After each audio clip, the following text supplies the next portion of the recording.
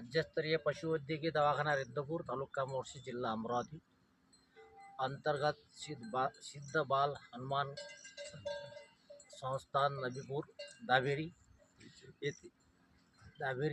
इथे रिद्धपूर अंतर्गत येत असल्यामुळे आज इथं अचानक या गोरक्षणाला भेट देण्यात आली.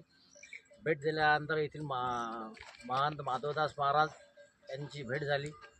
अतिशय चांगल्या प्रकारे गाईचं संगोपन आणि उत्कृष्ट प्रकारचं गाईसाठी किती महत्त्व आहे त्यांनी चांगल्या प्रकारे समजून सांगितलं आहे.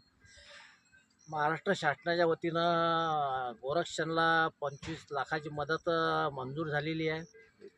त्या आणि हे जे बांधकाम झालेलं आहे हे बांधकाम हे त्या निधीतून तयार झालेलं आहे. आज इथून अतिशय समाधान व्यक्त झालं आणि याच्यानंतर वारदारांना आणि गोरक्षणासाठी माझी एक विनंती आहे, केव्हाही काही कोणत्याही प्रकारचं जनावरांचं औषधोपचार लसीकरण वगैरे करायचं असलं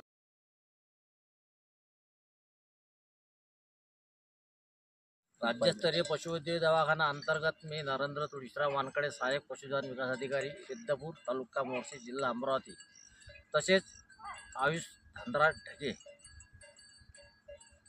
पशुसेवक रिद्धपूर, आम्ही दोघांनी सिद्ध बाल गणेश हनुमान संस्थानला गोरक्षण संस्थानला भेट दिली असता इथे महंत माधवदास महाराज यांची गाई संदर्भात चर्चा झाली, भेट झाली. अतिशय चांगल्या प्रकारे गाईचं संगोपन कसे करतात हे त्यांच्याकडून शिकायला मिळालं. त्याचबरोबर या गोरक्षणला आता सध्या 720 गाई उपलब्ध आहेत आणि हे या गोरक्षणला महाराष्ट्र शासनाच्या वतीनं 25 लाखाचा निधी मंजूर झालेला आहे. त्या निधी अंतर्गत हे गोरक्षणचं बांधकाम इथं करण्यात आलेलं आहे.